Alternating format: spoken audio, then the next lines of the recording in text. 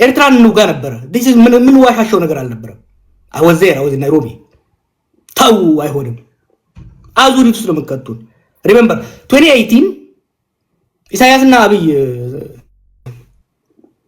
እንደዛ ሲያስጨፍሩ ይሄን ነገር ጸረ ህወሓት አላያንስ አታድርጉት ይሄን እድል ተጠቅመን በኤርትራና በኢትዮጵያ መካከል የሰከነ በድርድርና በተቋማዊ መሰረት ያለው ስምምነት ላይ እንድረስ አዲስ አበባና አስመራ መቀሌን ዘለው ሊጨባበጡ አይችሉም it's a matter of geography it's a matter of history ቢየስ ከራከር ነበር የዛ ጊዜ ሁለቱም ማድመጥ አልፈለጉ similarly ናይሮቢም ላይ ሀሌላ ከለም ላይ የተሞከረው አካሄድ አንድ ጦርነት ወደ ትግራይ ጦርነት ያስገባንን ችግር ከመፍታት ይልቅ ሌላ ጦርነት የሚደረግ ነው ሰዎች አንድ ነገር እንሻወድ ይሄ ኤርትራ ኢትዮጵያ ትግራይ ኦሮሞ ምናምን ነው ነገር ክፍሎቹም ቢኖሩ ደግሞ ብዙ ሚስጥር የለንም we are one community በተለይ ደግሞ በሶሳይቲ ደረጃ ካየው we are one community ብዙ ሚስጥር አይኖርም በአስመራና በአዲስ አበባ መካከል በመቀሌና በአስመራ መካከል እኔ ሄጄ ላሉላ ሹክ ብለው አሉላ መጥቶ ለቶላ ለገብረየስ የማይልበት ብዙ ምድር የለም I know this from experience ናይሮቢ ላይ የተደረገው ውይይት አስመራ ወዲያው ነው የደረሰው the same thing በከዛ ቤትም አዲስ አበባ ላይ ጅማ ላይ ኢሳያስና አብይ ሲያደርጉ የነበረው መቀሌ ሲደርስ ነበር ሶ ምን ፈጠረ ይሄ ጥርጣሬዎችን እያባባሰ ሄደ እና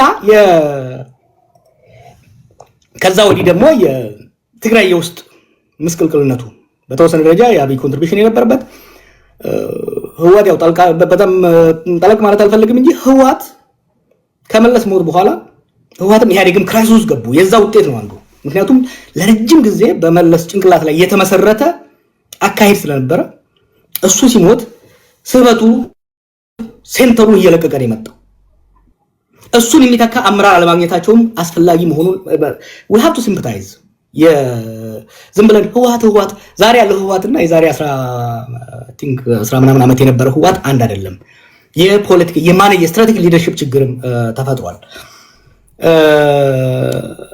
ከዚህ ጋር ታይቶ የጽምዶ ጉዳይ ዛሬ ጽምዶ ይውደም ጽምዶ ይንገስ ብትል ብዙ ለውጥ አያመጣም እንዴ ነው ወደ ጽምዶ የገባ ነው ለኔ ጽምዶ 2018 ነው የተጀመረው ኢትዮጵያና ኤርትራ ወይም ደግሞ ሻቢያና ወያኔ 1991 ደርግ ጥለው ስልጣን ያዙ ከዛ በኋላ ሀገራዊ ተቋማዊ ኢንስቲትዩሽናል የሆነ የሁለት ሀገሮች ግንኙነት ሳይሆን የሁለት ፓርቲዎች ግንኙነት ነው ያደረጉት ቢግ ሚስቴክ ነበር ያ ስላልቆየ ወደ ጦርነት አስገባን ሁለቱ ፓርቲዎች ሲት መቃቃር ጀመሩ የሁለት ሀገሮች ጦርነት ገባን ለ20 ዓመት ኤርትራ ኢትዮጵያ በነበራት አቅም ኤርትራን ፍሪዝ አድርጋ በማቀብ ውስጥ ማቆየት ቻለች 2018 ለኢትዮጵያም ለኤርትራም እድል ነበር ነገር ግን ያን እድል ዘላቂ ሰላምና በትብብር ላይ የተመሰረተ የኢኮኖሚ እድገት ከማምጣት ይልቅ ህወሓትን መደቆስ ላይ ያደረግነው ፕሪቶሪያ ላይ ህወሓትን ይዘን ህወሓትና ብልጽግና ሆኖ ሻቢያን የመደቆስ ጫውታ ውስጥ የተገባው ጽምዶ ዛሬ ላይ ያለውን ትላንትና ደረጃ የሚናገረውን አብይ የሚናገረውን ነገር ከተናገርን ካየነው ሌተስት ናቸው መሰረቱ ግን ባክፋየር አደረገ አብይ የተከተለው ስትራቴጂ ባክፋየር አደረገና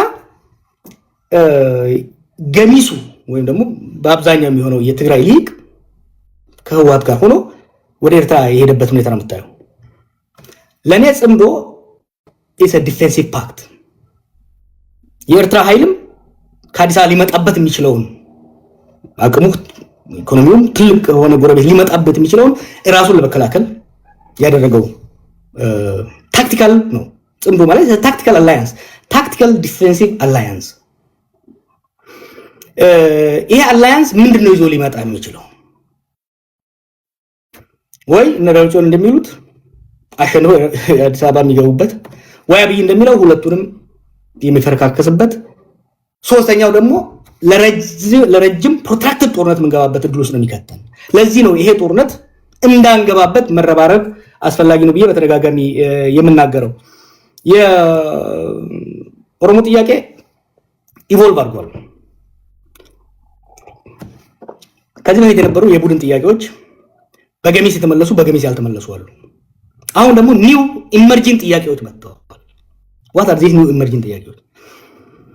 የኢንተርናል ነው። አሁን ከኦሮሞ ውስጥ የወጣ ኃይል ነው። አትሊስት በአብይ አካባቢ የተሰበሰበው ኃይል ህዝብ እየጨቆነ ያለው ይሄ በኦሮሞ ውስጥም የሀብት ክፍል የኢኮኖሚ ጋፕ ፈጥሯል። በማፊያ የተደራጀው ኃይል በፍጥነት ንብረት ዘርፎ አከማችቷል። ይሄ the have notes የዘራፊዎችና የተዘራፊዎች የክላስ ጉዳይ ፈጥሯል ማለት ነው። የኦሮሞ ትግል ከብሔር ትግል ሽፍት እያደረገ በአንድ ደረጃ ምንድነው የሚባለው የክላስ ስትራግል በአማርኛ ረሳሁት። የክላስ ስትራግል ውስጥ እየገባን ያለው። ሁለተኛ የኢንዲቪጁዋል ሊብሪቲ የመደብ ትግል ውስጥ እየገባን ያለው መደብ ትግል አድቫንቴጅ አለው። አሁን የመደብ ትግል ውስጥ እየገባን ነው። ሁለተኛ የኢንዲቪጁዋል ሊብሪቲ ትዝ ይለኛል ከነብርሃኑ ነጋ ጋር የዛሬ 20 ምናምን ዓመት ስንከራከር የነበረው የቡድን መብት ይሻላል ይበልጣል የግል የምንለው። አሁን የኦሮሞ ትግል የቡድን መብትን ሻምፒዮን እያደረገ የሚመጣበት ለምን እንደ ግለሰብ እየተገደለ እንደ ግለሰብ እየተዘረፈ እየተሰቃየ ስላለ የህግ የበላይነትን የኢንዲቪጁዋል ሊብሪቲን የግሩፕ ጥያቄውን ሳይጥል እየጨመረ የሚመጣበት ሂደት አለ። ይሄ እንደ አድቫንቴጅ አየዋለሁ። አክሮስ ከአማራም ጋር ከትግራይም ጋር ከደቡብም ጋር ሊያስተባብር የሚችል በተለይ የመደብ ትግሉና የኢንዲቪጁዋል ትግሉ ክሮስ ብሪጅ ለማድረግ እድል የሚሰጥ መሆኑን መጥቀስ ያስፈልጋል። አጠር አድርጌ ለመጨረስ አብይ ሊያስቀራቸው ይችል ነበር ወይ? አጌን የእሱ ተቃዋሚም ቢሆን የሀገሪቷን ችግሮች በሙሉ እሱ ብቻውን ፈጠረ ማለት ፌር አይደለም። ግን የመፍትሄ ቁልፉንም ትልቁን ፕሮባብሊ 70% በሱ እጅ ነበር። እንደዛው ለችግሩን ኮንትሪቢዩት ያደረገው ትልቁን the burden is with him the buck stops with me አይደለም የሚለው ኦባማ ትልቁን ነገር ማድረግ የቻለው አብይ ሲመጣ ኃይለ ማርያም ይሆናል ብለው ጠብቀው ነበር። let's be fair እኔ I was there ይሄ ነገር ሲፈጠር አትሳሳቱ። ህወሓቶች እኔ ስታገልባጅ ነበረው ህወሓቶች መጨረሻ ላይ ሰው እንደሚለው እኮ ሙሉ በሙሉ ተሸንፈው ሳይሆን ባንኩም ታንኩም እንዳላቸው ነው። ከዚህ በላይ መሄድ ለትግራይ ህዝብም ለኢትዮጵያም አይጠቅምም የሚለው ላይ ተስማምተን ነው ማዕከላዊ ስልጣን የለቀቁት። አብይም ብቻ ሳይሆን ከኦሮሞ ሊመጣ የሚችልን ኃይል የመረጧቸው ሰዎች ነበሩ እኮ ኃይለ ማርያም እንዲሆኑላቸው። እነሱ ሪጀክት ስናደርግ it was clear የሚመጣው ሰው ኃይለ ማርያም ሊሆን እንደማይችል አምነው ነው ፕሮባብሊ ከጌታቸው አሰፋ ፋክሽን ውጪ ያለው እነ ሳሞራ እነ ስዩም እና አባይ ተቀብለው ነው ስልጣን የለቀቁት።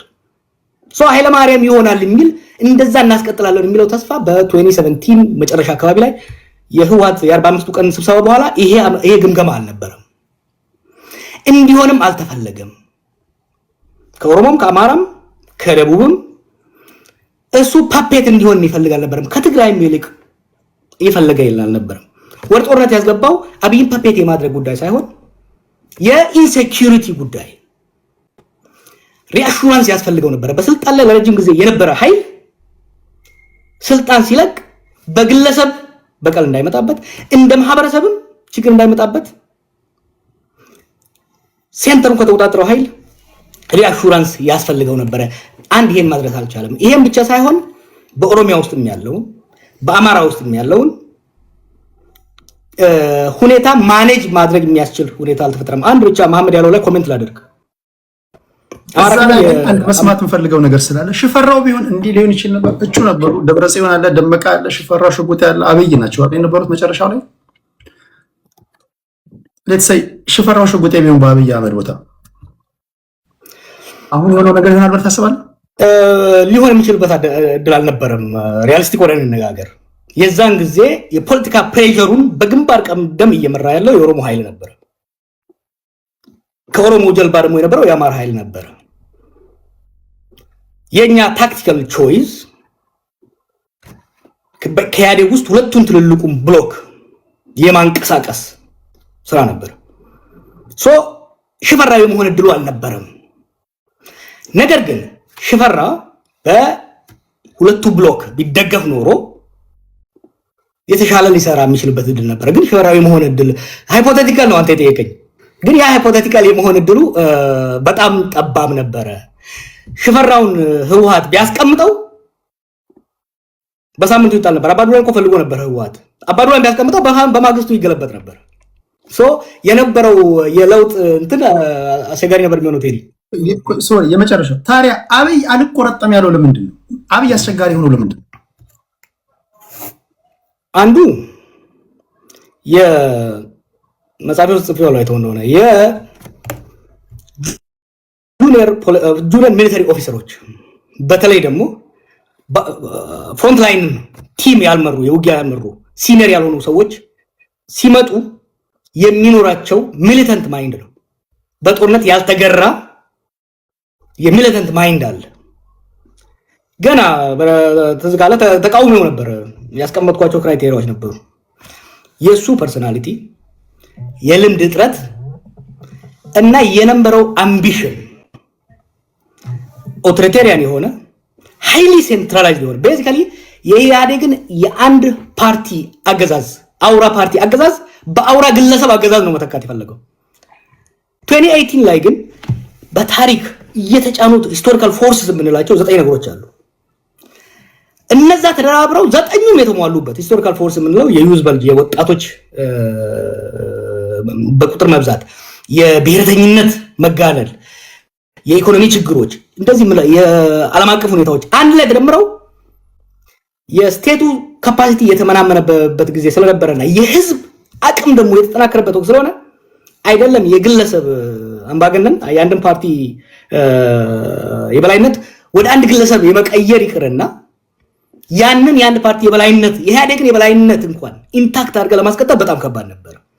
ያን ስትሞክረው ሁለት ኃይሎች ተጋጩ ማለት ነው። የአብይ አምቢሽን የፖለቲካ ኃይሎቹ አምቢሽን ሲጋጭ